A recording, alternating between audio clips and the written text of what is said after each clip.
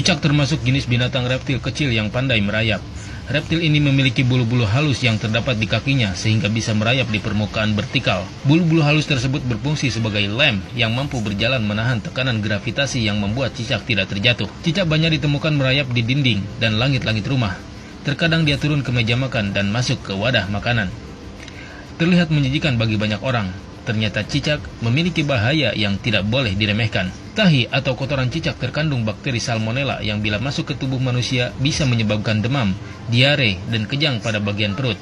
Bisa kita bayangkan saat cicak buang kotoran dari langit-langit rumah lalu jatuh ke lantai, baju atau badan kita, atau jatuh ke makanan, tentu sangat bahaya. Di situs Dokter Sehat dijelaskan salah satu jenis bakteri yang ditemui di dalam tubuh cicak adalah Escherichia coli atau E. coli. Bakteri E. coli dikenal luas sebagai salah satu penyebab utama sakit perut atau gangguan pencernaan lainnya. Karena alasan inilah, ada baiknya kita memastikan bahwa lauk atau makanan yang akan kita konsumsi ditutup dengan tudung saji dengan rapat sehingga tidak akan mudah dimasuki oleh cicak.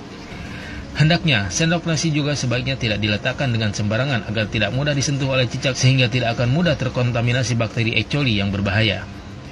Sejumlah ulama menerangkan bahwa cicak memiliki racun cukup berbahaya, lebih-lebih jika dia menjelati makanan dan minuman, lalu memuntahkan racunnya padanya. Maka cicak disifati sebagai hewan perusak makanan dan menimbulkan bahaya.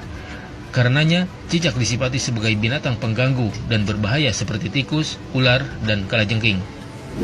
Cicak masuk pada ujian madarat di samping ujian keimanan. Ya, ada madarat. Bukankah ketika cicak datang menandakan bahwa banyak kotoran yang ada di situ? Ada bakteri E. coli yang dia bawa. Ada kotoran-kotoran yang ada di sekitarnya. Yang dimakannya pun yang kotor juga. Apa makanan cicak? Nyamuk. Nyamuk. Jadi ini menandakan bahwa ketika cicak hadir itu dia diciptakan oleh Allah, bukan diciptakan untuk dibunuh. Diciptakan untuk menandakan ada madarat di sekitaran itu dengan kotoran-kotoran. Makanya diciptakan oleh Allah untuk menunjukkan ini ada yang kotor, ada yang gak bagus, termasuk dirinya sendiri. Maka Nabi menyampaikan riwayat Sa'ad bin Abi Waqqas, ya, qala anna Nabiy sallallahu alaihi wasallam, bahwa Nabi sallallahu alaihi wasallam amara qatlal waza', memerintahkan untuk membunuh cicak. Membunuh cicak dan ada pahala di situ. Bunuhnya cicak itu seperti kita membunuh nyamuk untuk menunjukkan ada kotoran-kotoran di situ yang hikmahnya harus kita jauhkan. Memang diciptakan dia untuk menunjukkan itu dan harus dibunuh dia. Harus dibunuh. Ketika Anda bunuh itu bukan cuma ada pahala di situ, tapi menghilangkan keburukan-keburukan yang mungkin muncul. Termasuk di situ mengusir keadaan-keadaan jin, karena jin senang di tempat yang kotor. Makanya saya bisa katakan kalau ada cicak tuh beberapa tempat, itu jin biasanya ada juga di situ. Karena senang di tempat-tempat yang kotor. Senang di tempat-tempat yang kotor. Jelas di sini? Dalam kitab Al-Mawsu'ah Al-Fiqhiyah, membunuh cicak dan sejenisnya termasuk disyariatkan dan disunahkan. Termasuk yang disyariatkan untuk dibunuh adalah ular. Begitu juga disunahkan membunuh cicak meskipun tidak menyakiti. Hal ini berdasarkan hadis yang diriwayatkan Sa'ad bin Abi Waqqas radhiyallahu anhu, bahwasanya Nabi Shallallahu alaihi wasallam memerintahkan untuk membunuh cicak. Beliau menyebut hewan ini dengan hewan kecil pengganggu. Alasan lainnya, dari sisi histori, karena nenek moyang cicak bersedia menjadi alat setan untuk menimbulkan keburukan kepada Khalilullah Ibrahim alaihissalam, berusaha meniup api yang membakar Nabi Ibrahim agar terus menyala. Dari Ummu Syarih radhiyallahu anha, ia berkata, Rasulullah Shallallahu alaihi wasallam memerintahkan untuk membunuh cicak.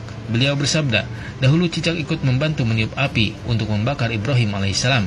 Hadis riwayat Al-Bukhari nomor 3359. Wasamma bi fuwaisiqa, dan Nabi menyebutnya dengan hewan fasik kecil. Hewan fasik kecil. Selain membawa kotoran, dia pernah juga meniup-niup api yang sedang membakar Nabi Ibrahim supaya semakin menyala. Ya, diharapkan menjadi dingin dan teduh, ini malah ditiup-tiup oleh hewan ini. Makanya ketika Anda membunuhnya, bukan cuma menghilangkan kotoran, tapi plus ada pahala di situ. Pahalanya di situ dengan sekali pukul ada 100 kebaikan, kan? Berdasarkan hadis riwayat Al-Bukhari dari Ummu Syuraik nomor hadis 3359. Dan terbunuhnya cicak itu menghadirkan bagusnya kebaikan-kebaikan dengan menghilangkan kotoran yang ada di dalamnya. Jelas di sini?